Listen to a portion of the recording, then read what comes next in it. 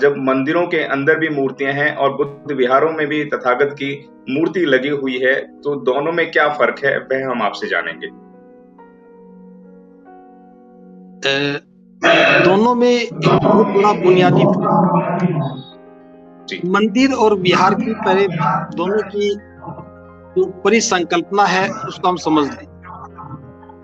मंदिर जो है वो पूजा स्थल है, जहाँ किसी भी देवी देवता ईश्वर उनकी प्रतिमा रखी जाती है, उनकी स्तुति की जाती है, आरती उतारते हैं, पूजा की जाती है। और ये एकमात्र यही मकसद होता है। जो भी पुजारी है या उसका अनुयायी है, वो सिर्फ पूजा पाठ करने के मकसद से वहां पर आता है। और जब भी आता है अपने मन में कोई मनोकामना लेकर के आता है। वह ईश्वर से कुछ मांगता है, उससे कुछ कमिटमेंट करता है, वादा करता है, और उसी के लिए ईश्वर को प्रसन्न करने के लिए वह उसका स्तुति गान करता है, आरती उतारता है, ये सारी बातें वो करता है।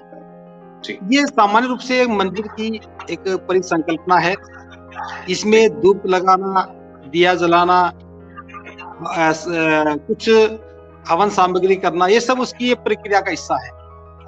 लेकिन जहां तक बुद्ध विहार की हम बात करें, बुद्ध विहार का मतलब ही है जहां बुद्ध से संबंधित जो उनके अनुयायी हैं, भिक्षु हैं, वो वहां रहते हैं, उनका एक वास है, निवास है, वहां विहार करते हैं। इसलिए बुद्ध विहार का मतलब है बुद्ध से संबंधित लोग वहां विहार करते हैं।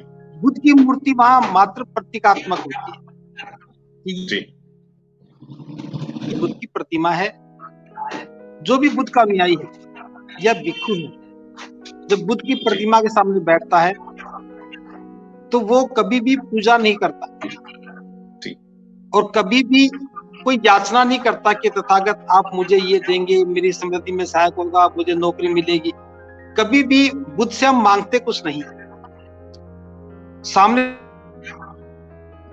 एक बहुत बड़ा अंतर ये है कि जब हम वंदना करते हैं तो सबसे पहले हम नमन करते हैं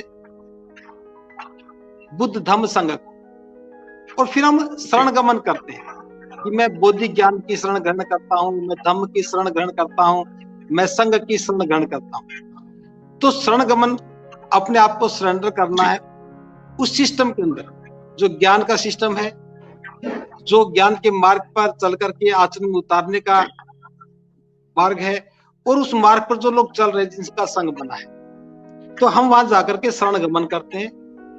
5 शीलों को दोहराने, 5 शील दोहराते हैं तो खुद को संकल्पित करना है ताकि हम हिंसा से बचें, चोरी से बचें, सदाचार का पालन करें, झूठ बोलने से बचें और किसी प्रकार का नशा ना करें। इस प्रकार से संकल्पित होते हैं। जब भिक्षु विहार में वंदना करता है तो वह बुद्ध के सामने बैठ करके जो बुद्ध के 9 गुण हैं उनके बारे में चर्चा करता है, धम्म के गुणों की चर्चा करता है और संघ के गुणों को याद करता, दोहराता, कंठस्थ करता है। तो ये सिर्फ इसलिए करते हैं ताकि बुद्ध कैसे हैं, उनमें कौन कौन से गुण हैं जिनको हम अंगीकार कर सकें, हम उनके अनुसार चल सकें।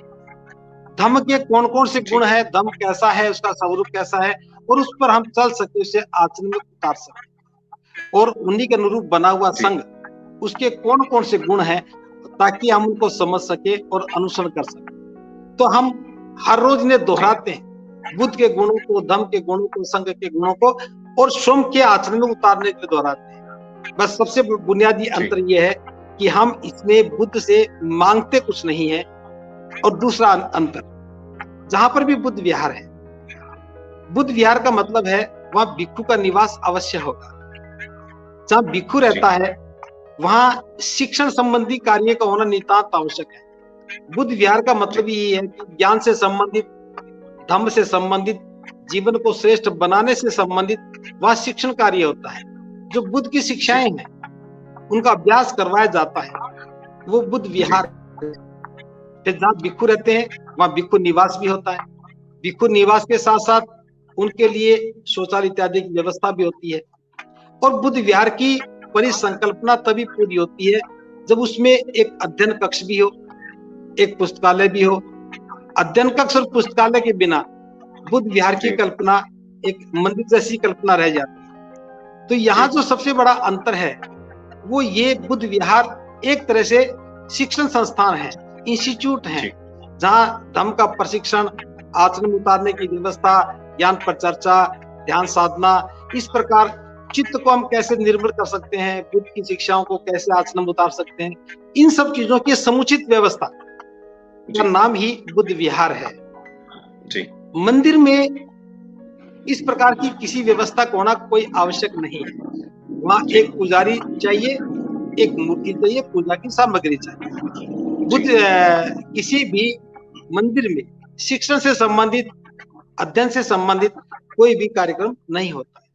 और आपने चीज देखी होगी, वैसे तो मंदिर भी बहुत बड़े बड़े हैं, लेकिन सामान्य तौर पर मंदिर के लिए एक ही आवश्यकता है कि छोटा सा कमरा बनाएं, उसमें मूर्ति को स्थापित करें और बस 1 या 2 4 आदमी बैठ करके पूजा कर सके, इतनी जगह की व्यवस्था रहती है, फिर चले जाएं प्रसाद इत्यादि बांट करके। जबकि बुद्ध विहार में ऐसा नहीं होता। बुद्ध विहार में एक विशाल प्रांगण चाहिए, जहाँ बुद्ध की प्रतिमा लगाते हैं वहां पर भी बड़ा हॉल चाहिए, ताकि ज्यादा से ज्यादा लोग वहां बैठ करके एक साथ वंदना कर सके, ज्ञान पर चर्चा कर सके, और जो वहां भिक्षु है उसकी देशना को सुन सके।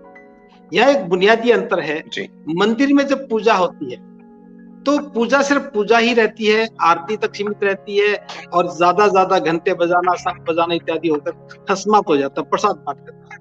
जबकि बुद्ध विहार में जब भी वंदना होती है, अगर भिक्षु का वहां निवास है, तो वंदना के साथ जो भिक्षु देशना देता है, बुद्ध का खोजा हुआ ज्ञान लोगों के कल्याण के लिए वो बताता है, उस देशना को सुनना उतना ही महत्वपूर्ण है जितना वंदना का होना महत्वपूर्ण है। तो इन सारी बातों पर, इन बिंदुओं पर अगर हम अवलोकन करते हैं तो बुद्ध विहार की परिकल्पना बिल्कुल अलग है और मंदिर बिल्कुल अलग है। अगर आपने अभी तक हमारा चैनल सब्सक्राइब नहीं किया है तो सब्सक्राइब करें और घंटी का बटन बिल्कुल भी दबाना ना भूलें, ताकि सभी लेटेस्ट खबरें पहुंच सकें आप पे सबसे पहले।